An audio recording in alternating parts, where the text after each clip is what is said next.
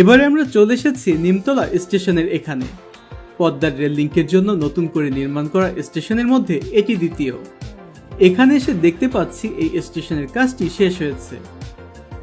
ঢাকা থেকে ভাঙা চলাচলকারী ট্রেনগুলো এই স্টেশনগুলো দিয়ে চলাচল করে।